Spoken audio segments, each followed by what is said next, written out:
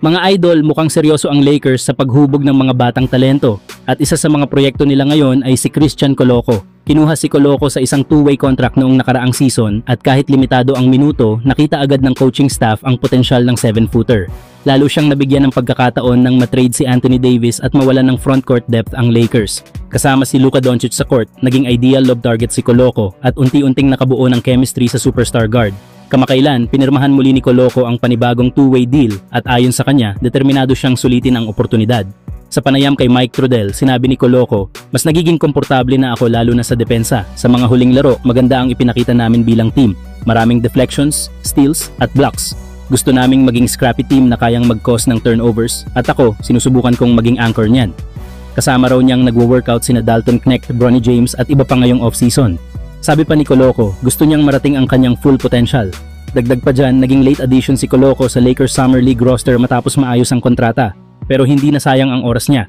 Pinakita niya ang depensa at galing sa ilalim ng ring, bagay na gustong-gusto ng Lakers coaching staff. At ngayong papasok ang bagong season, malaking bagay rin kung matuto si Coloco kay DeAndre Ayton, isang center na may mahusay na footwork, timing at soft touch sa paint. Kung mapagsasabay ang height ni Coloco at skills ni Ayton, maaaring mag-evolve ang laro ng dating Toronto Raptor draft pick mula lob threat patungong full-time rim protector at utility big. Ang mensahe malinaw, gustong-gusto ng Lakers ang nakikita nila kay Coloco at sa tulong ng training, development at veteran mentorship, mukhang may binubuo na namang panibagong asset ang Purple and Gold. Samantala, mukhang may bagong twist na namumuo sa off-season ng Los Angeles Lakers at may kinalaman ito sa isang rookie na maaaring magpabago sa kapalaran ni Rui Hachimura. Matapos ang agresibong galaw ng Lakers sa 2025 NBA Draft kung saan dalawang hiwalay na trade ang ginawa para ma-secure si Adutiero, malinaw na may plano ang front office para sa dating Arkansas Razorbacks star. At ang tanong ngayon, maaaring ba siyang maging susi para maresolba ang kontrobersyal na usapin sa kontrata ni Hachimura? Si Thiero ay kilala bilang isang matapang at ultra-athletic na defender na may potential maging lockdown forward sa NBA. At kahit hindi pa siya naglalaro ng isang minuto sa liga, naglalatag na siya ng pressure sa sitwasyon ni Rui. Sa kasalukuyan, si Rui Hachimura ay papasok na sa huling taon ng kanyang kontrata na nagkakahalaga ng $18.2 million at posibleng maging unrestricted free agent sa 2026. Kung magpapatuloy ang kanyang solidong performance, maaari siyang humingi ng mas malaking extension, pero kung hindi, posibleng ikonsidera ng Lakers na i-trade siya bago pa man lumala ang sitwasyon. Noong nakaraang season, naging epektibo si Hachimura sa ilalim ni Coach JJ Redick.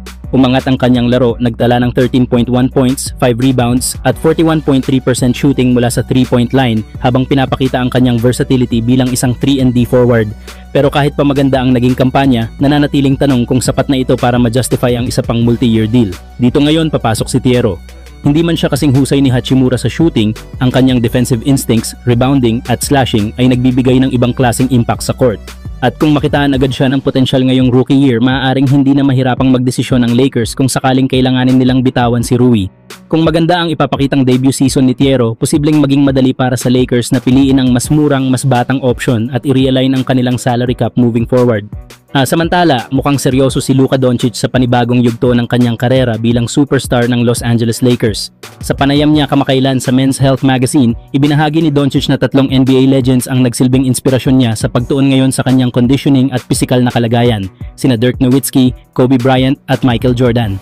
Ayon kay Luka, labis niyang hinahangaan ang determinasyon at sakripisyong ipinamalas nina MJ at Kobe, lalo na sa huling bahagi ng kanilang mga karera, kaya't nais niyang sundan ang yapak ng dalawang basketball icons pagdating sa longevity at dominance sa liga. Sina MJ at Kobe, alam mo yon, sobrang dami ng nagawa nila sa buong karera nila. Marami talaga silang isinakripisyo, pahayag ni Doncic. Matatanda ang naging rookie si Luka sa Dallas habang papalubog na sa retirement si Dirk Nowitzki. Sa kabila noon, naging saksi siya sa professional mindset at work ethic ng German legend. Ngayon bilang franchise cornerstone ng Lakers, isinasabuhay ni Doncic ang parehong disiplina para mas tumagal sa laro at manatiling elite player.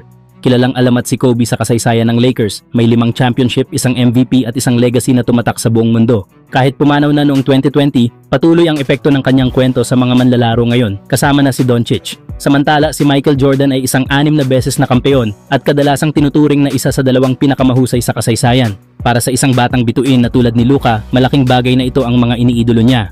Noong 2024-25 season, nagtala si Doncic ng 28.2 points, 8.2 rebounds at 7.7 assists per game habang may 45% field goal shooting at 36.8% mula sa 3-point range. Bago ang trade deadline, nakuha siya ng Lakers mula Dallas at agad na naging sentro ng opensa ng koponan na nagtapos bilang number 3 seed sa West.